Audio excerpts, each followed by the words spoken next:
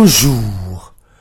Les enfants sont toujours en danger, titre l'Observateur. Selon nos confrères, de nouveaux rapts manqués ont eu lieu à Tivaouane et à Dakar. Vox Populi de révéler qu'une Guinéenne a été prise à la Médina en flagrant délit de vol d'enfants.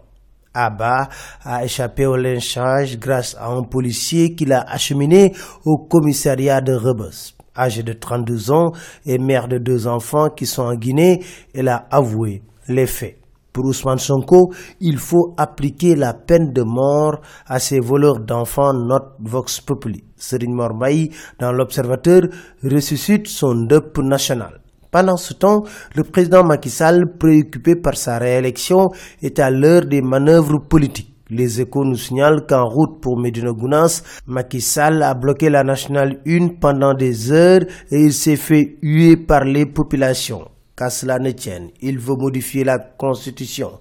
L'AS révèle qu'il a saisi la conférence des présidents pour faire passer sa loi sur le parrainage. De quoi irriter Thierno Alassane Sall qui déclare sans sourciller dans Vox Populi « Macky est pire que Yaya Jammeh ».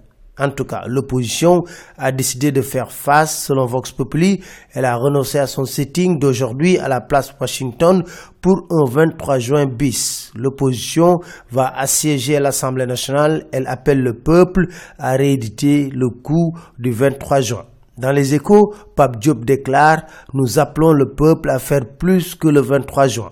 Enquête nous parle des craintes du FMI sur les euro-obligations et l'endettement du Sénégal. Selon Semil Sanka, la représentante résidente du FMI à Dakar, le Sénégal court le danger de mettre en péril sa cote de dette estampillée faible risque. L'institution de Bretton Woods recommande de conserver une partie des 2,200 milliards de dollars, plus de 1200 milliards levés grâce à l'émission récente d'euro-obligations. Dans le quotidien, Aminata Mbengue Ndiaye tire la sonnette d'alarme et déclare la situation pastorale est catastrophique.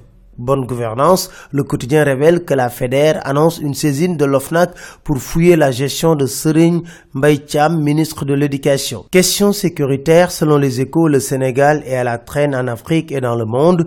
Notre armée est absente du classement des 133 puissances militaires et des 33 plus fortes armées dans l'Afrique. Le Mali et la Mauritanie dame le pion au Sénégal. Justement, parlons de la Mauritanie.